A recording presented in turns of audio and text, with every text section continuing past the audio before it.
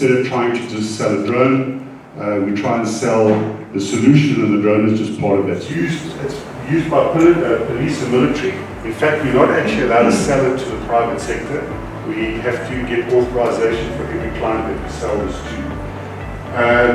It is, when we talk about GPS denied environments, because it can't see any satellites, actually it doesn't have a GPS.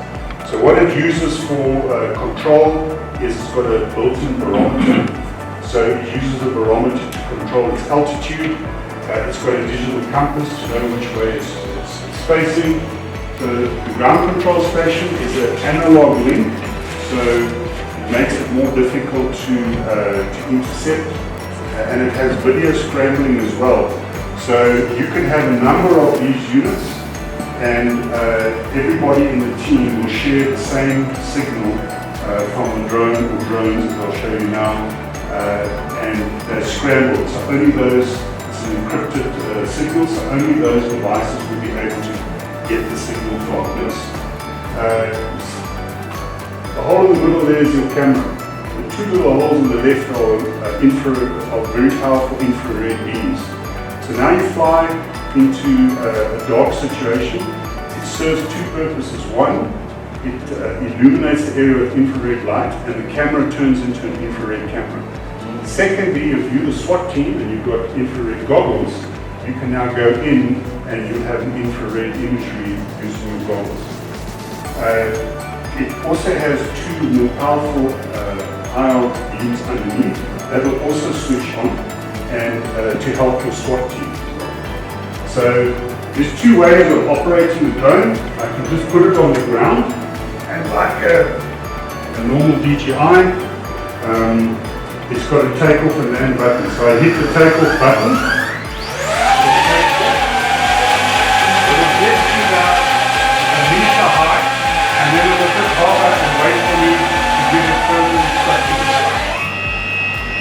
You wait for the propellers to turn where you hear it as if they running at full speed, and then you just throw it. And then it automatically kicks in.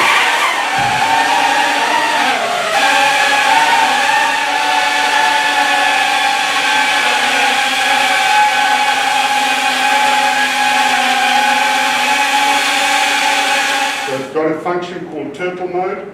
So I go to turtle mode and I say,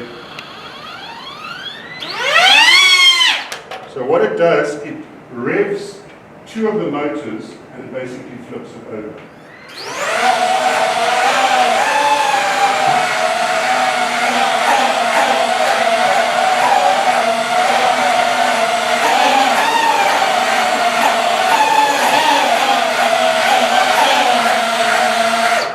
As well as a gas detector. I noticed that there was a gentleman earlier that said, I wish that drones can smell. Well, drones can smell. We do have a gas detector over here. People are overwhelmingly positive and also overwhelmingly interested in drones when you're flying them. Look at the other side. Syndicates can buy drones and use to gather intelligence in terms of where's the patrolling teams, is their shift change, is the guards on, are they not gone, is there valuable that I want to take still in the yard or not. And it's interesting, as I stopped here in the park, I got a call from one of the mining companies saying, we received intelligence about criminals going or starting to use drones to gather intelligence.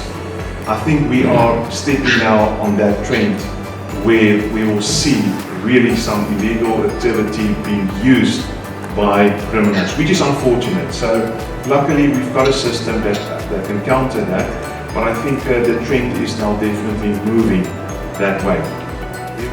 We already talked about drones being a threat, but from a security industry perspective, is drone technology a real tool?